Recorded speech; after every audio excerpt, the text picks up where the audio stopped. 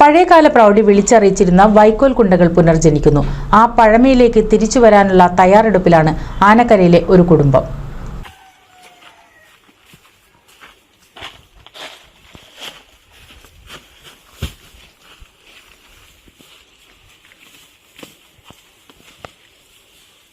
പതിറ്റാണ്ടുകൾക്ക് മുൻപ് പോത്തിനെയും മൂരിയെയും ഉപയോഗിച്ചാണ് പാടമുഴുത് മറച്ച് കൃഷി ചെയ്തിരുന്നത്.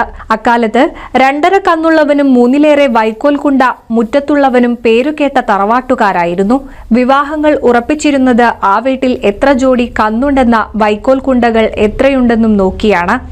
ആ പഴമയിലേക്ക് തിരിച്ചു വരാനുള്ള തയ്യാറെടുപ്പിലാണ് ആനക്കരയിലെ ഒരു കുടുംബം.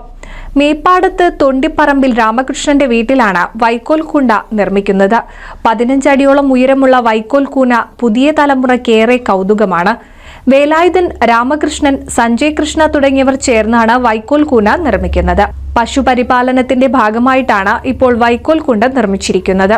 നാട്ടിൻപുറങ്ങളിൽ നിന്നും അന്യം നിന്നുപോയ ഒരു കാഴ്ചയായി മാറിയിരിക്കുകയാണ് ഈ വൈക്കോൽ കൂനകൾ. പണ്ടൊക്കെ കൊയ്ത്തും മെതിയും കഴിഞ്ഞാൽ കന്നുകാലികളെ വളർത്തുന്ന വീടുകളിൽ ഇങ്ങനെ കൂനയാക്കി വൈക്കോൽ സൂക്ഷിക്കുന്നത് പതിവായിരുന്നു. കൊയ്ത്തു കഴിഞ്ഞാൽ വൈക്കോൽ കേടുവരാതിരിക്കാനും ആവശ്യാനുസരണം എടുക്കാൻ എളുപ്പത്തിനും കൂടിയാണ് ഇങ്ങനെ ചെയ്യുന്നത്. എന്നാൽ ഇന്ന് പാടങ്ങളിൽ യന്ത്രങ്ങൾ ഇറക്കി കൊയ്ത്തും മെതിയും നടത്തുകയാണ്. വൈക്കോൽ യന്ത്രങ്ങൾ ഉപയോഗിച്ച് കെട്ടുകളാക്കി സൂക്ഷിക്കുകയാണ് ചെയ്യുന്നത്. NCV news Edappal.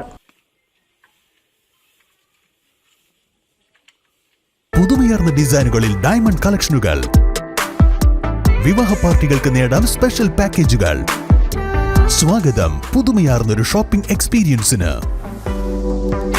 Kerala golden diamonds, the family jeweller, main road, Vadakkekad.